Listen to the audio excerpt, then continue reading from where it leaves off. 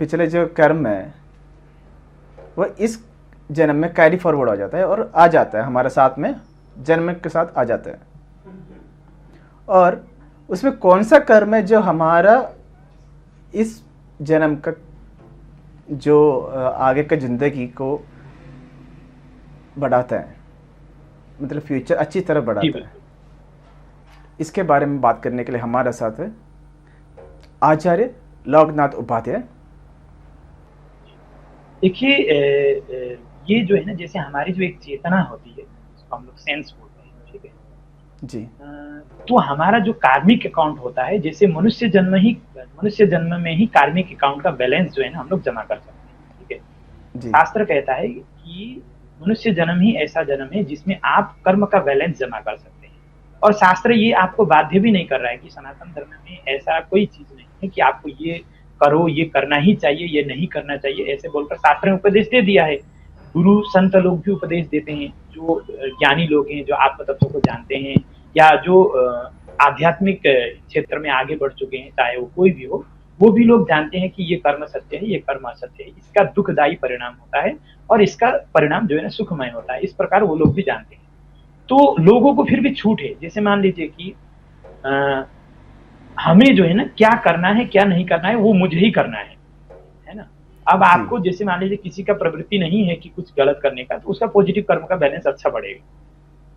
अगर किसी किसी की प्रवृत्ति होती है कि ज्यादा वो नेगेटिव कर्म का बैलेंस जमा कर रहा है, जैसे झूठ बोलना है, बहुत ज्यादा क्रोध करना है, अन्यथा की क्रोध है, बहुत ज्यादा लालच करना है। जैसे मान लीजिए कि मैं कहीं गया, मैंने अपना काम किया, जितना मेरा मेहनत था उसके अनुसार मुझे मेरी जो मेहनत है वो मिल गई, लेकिन उसके बाद भी मैं अगर उस चीज से संतुष्ट नहीं हूँ और उसको बहुत ज्यादा प्राप्त करने की कोशिश करता हूँ, तो लालच होता है। तो ये लालच भी हमारा जो है ना नेगेटिव बैलेंस होता है। क्रोध भी हमारा नेगेटिव बैलेंस होता है, ठीक है ना। फिर हमारा उसकी उन सब चीजों को जब काम, क्रोध, मद, लोभ, ईर्ष्या, ये सारे बहुत ज्यादा बढ़ जाते हैं, तो हमारा जो कर्म करने की, जैसे कोई भी काम हम करते हैं तो उसमें भी हमारे बहुत ज्यादा नेगेटिव बैलेंस जमा होने की मतलब चांसेस होते हैं। तो ऐसे धीरे धीरे करके जो है ना नेगेटिव बैलेंस अगर बहुत ज्यादा बढ़ जाता है, तो हमें मनुष्य योनि में ही कर्म करने की ये प्रेरणा भगवान ने दी है, ठीक है। अब मनुष्य योनि से बहुत ज्यादा नेगेटिव कर्म का बैलेंस जमा कर लिया हमने, तो उससे क्या होता है कि हमारा पतन होता है। पतन कैसे होगा? जैसे मान लीजिए कि मनुष्य योनि में भी जा सकते हैं, लेकिन बहुत ज्यादा दरिद्रता की योनि में, बहुत ज्यादा दुखमय योनि में, बहुत ऐसी ऐसी बीमारी वाली योनि में जा सकते हैं, जो जन्म लेते ही हमें बीमारी हो गई, बहुत ज्यादा दरिद्र की घर परिवार में से आपने जन्म लिया है ना, और उस घर परिवार में वैसे ही दरिद्रता की स्थिति हमारा समापन हो गया। ऐसे और भगवान की भक्ति या अपनी चेतना को विकसित करने का कोई मार्ग उस जीवन में मिला ही नहीं हमें, तो ऐसा जीवन भी हमें हमें नेगेटिव कर्म का बैलेंस जमा करने से प्राप्त हो जाता है। या फिर मान लीजिए कि बहुत ज्यादा नेगेटिव कर्म का बैलेंस हमने जमा कर लिया है ना, तो हमारा क्या होगा कि मनुष्य जीवन से नीचे योनि में भी जा सकते हैं। नीचे योनि में अगर मान लीजिए कि जानवरों की योनि में, जीव जंतु की योनि में अगर हमारा जन्म हो गया, कीट पतंग की योनि में जन्म हो गया, तो वहां पे क्या होता है कि वहां पे कर्म का बैलेंस आप जमा नहीं कर पाते हैं। आपने जो मनुष्य जीवन में नेगेटिव कर्म का बैलेंस जमा किया है, उसको आप वहां पे यूज करेंगे, उसको भोग करेंगे। अब वो जब तक वो भोग कंप्लीट नहीं होता है आपका, तब तक उस जीवन में कितनी सारी योनियां आपको होती है, फिर वो आपके कर्म के अकॉर्डिंग ही वहां पे डिसाइड होती है। पहला पॉइंट। दूसरी चीज है, अगर मान लीजिए कि आपने बहुत अच्छा अच्छा कर्म किया, बहुत पॉजिटिव कर्म किया, तो शास्त्र कहता है कि आपको कहां तक की प्राप्ति हो सकती है कि आपको और अच्छे मनुष्य योनि में जन्म मिलेगा, और भगवान की भक्ति या भगवान के सानिध्य में, और अपने माता पिता भी ऐसे मिलेंगे जो भगवान की भक्ति करने वाले हों, जो अपनी चेतना को विकसित करने वाले हों। ऐसे माता पिता के यहाँ पे आपको ऐसे घर परिवार के यहाँ पे आपको जन्म मिलेगा, ठीक है। दूसरी चीज है कि आपको सत्यता के मार्ग को बताएंगे, वो सत्कर्म करने की प्रेरणा देंगे माता पिता भी, अपने परिवार भी। ऐसे परिवार में जन्म मिलेगा और धन धान्य संपन्न होगा, आपको कोई दुख बीमारी नहीं होगी, शांति एक जो है ना मानसिक सुख प्राप्त होगा। ऐसे जीवन में आपका पुण्य का कर्म का बैलेंस है, ऐसे जीवन में आपको जन्म मिलेगा।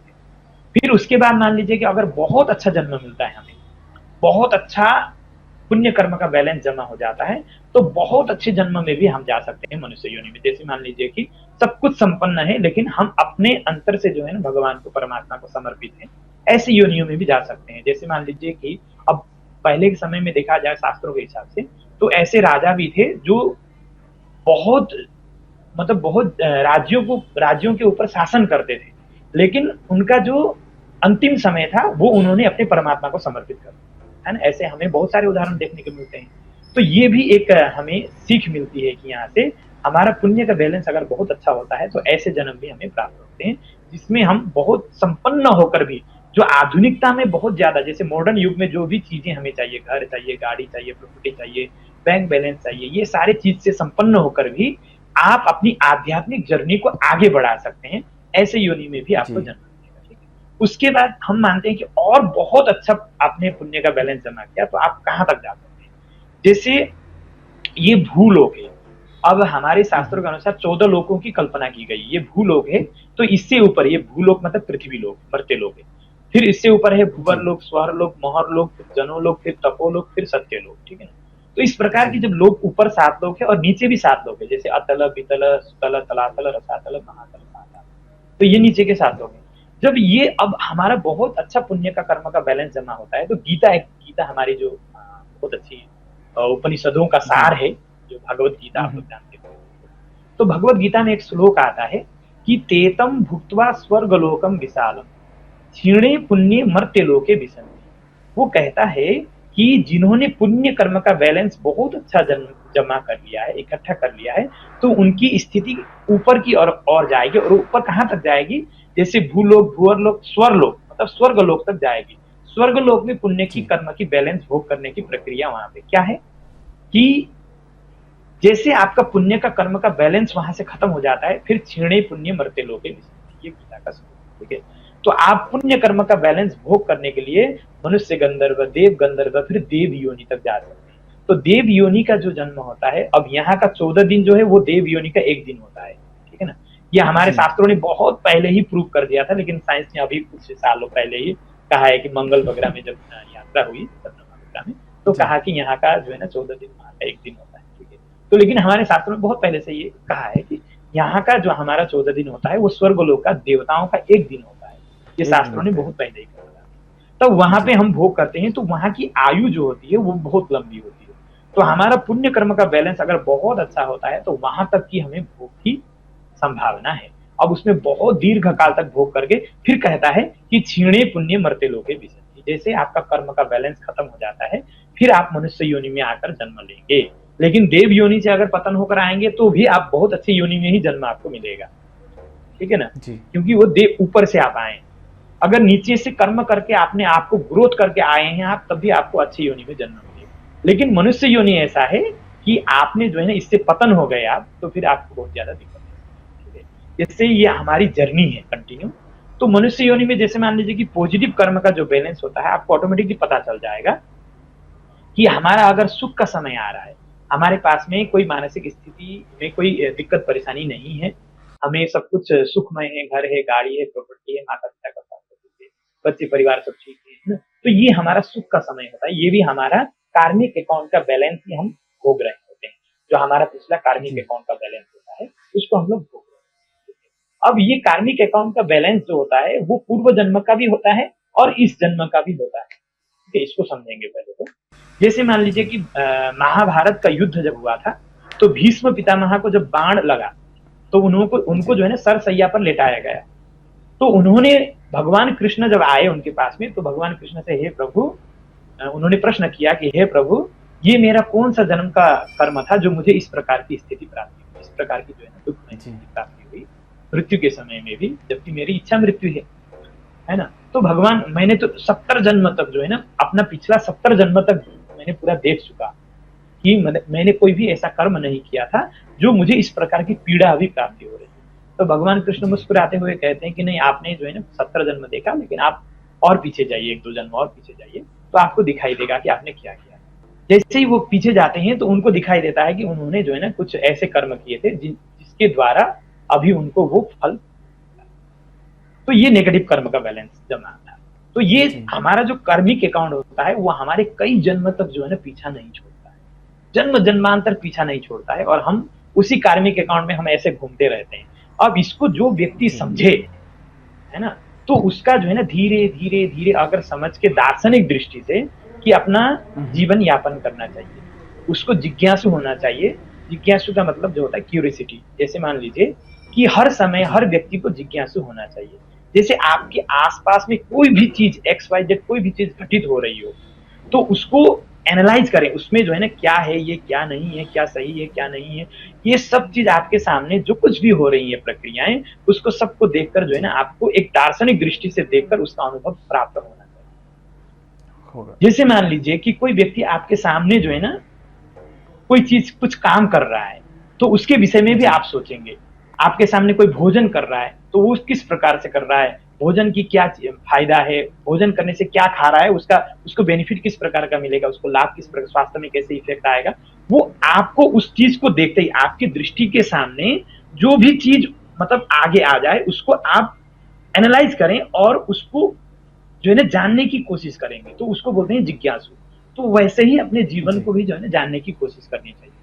जैसे मान लीजिए कि ये मेरा जीवन क्या है, मेरा जीवन का, मनुष्य जीवन का उद्देश्य क्या है, और मनुष्य में मुझे क्या करना चाहिए और क्या नहीं करना चाहिए। जब इस चीज को समझेंगे तो धीरे धीरे धीरे धीरे जो है ना हमारा कार्मिक अकाउंट, जो कर्म का बैलेंस होता है वो शुद्ध होने लगता है। फिर इस जन्म में तो नहीं कहूंगा कि एक ही जन्म हमें प्राप्त है, इसी जन्म में हम पूरा अपना कार्मिक अकाउंट जो है ना नेगेटिव बैलेंस खत्म करके पॉजिटिव बैलेंस जमा करें और बस परमात्मा के धाम को प्राप्त करें, ये संभव नहीं होता है। जैसे मान लीजिए अब अभी के समय में आधुनिक युग में इसको समझने के लिए जाएंगे, ठीक है, अभी के मॉडर्न युग में जी। एक व्यक्ति का जन्म होता है, जैसे एक बच्चे का या बच्ची का जन्म होता है, तो वो 3 साल के एज में, जैसे मैं एक दिल्ली में एक सेमिनार में गया था, गीता का सेमिनार था भगवत गीता का, तो वहां पे जो है ना जैसे एक बच्ची आई थी 3 साल की थी, उसको भगवत गीता पूरी कंठस्थ थी। एग्जाम्पल के तौर पर मैं आपको बता दूं। अब ये भगवत गीता उसको कैसे कंठस्थ हुई होगी, कोई बता सकता है? कोई नहीं बता सकता। इसके ऊपर कोई उन्होंने किसी ने दिमाग भी नहीं लगाया होगा कि वो देख के वाह वाह करेंगे, अच्छा बोलेंगे, लेकिन नहीं, उसका जो है ना इसी जन्म का नहीं है, उसने इस जन्म में नहीं पढ़ा है उस चीज, पिछले जन्म उसका जो है प्रारब्ध, उसका पिछला जन्म का जो चेतना में निहित ज्ञान है, जो कार्मिक अकाउंट है, वही इस जन्म में उसको प्राप्त हुआ है, तब जाकर वो भगवत गीता कंठस्थ कर पा रही। नहीं तो 3 साल की बच्ची कैसे भगवत गीता पढ़ सकती है, कैसे कंठस्थ कर सकती है, जबकि 5 साल में स्कूल शुरू होता है, 4-5 साल में, तो ये संभव ही नहीं होता है। तो हमारी जो चेतना में ज्ञान निहित होता है, जो पूर्व जन्म का ज्ञान होता है, जो कार्मिक अकाउंट होता है, वही लेकर हम आते हैं और उसको हम किस प्रकार से डेवलप करते हैं या उसको और ज्यादा दबाते हैं, ठीक है, वो हमारे ऊपर ही रहता है जी। धन्यवाद गुरुजी। तो इस प्रकार से, ठीक है, इस प्रकार से हम अपने पुनर्जन्म के बारे में सोच सकते हैं और समझ सकते हैं। अब जितना मैंने बताया, अब ये कई लोगों को समझ में आए ना आए उस चीज को हम नहीं जाएंगे, लेकिन ये एक सोचने की बात है। मैं भी इसमें पूर्ण नहीं हूँ, कोई भी पूर्ण नहीं है इस चीज को लेकर, लेकिन इसमें हर व्यक्ति को विचार करना चाहिए, हर व्यक्ति को सोचना चाहिए, फिर उसको अपने आप ही अंदर एक आत्मिक रूप से उसको जवाब मिलना शुरू हो जाएगा। मेरा ये मानना है। धन्यवाद गुरुजी।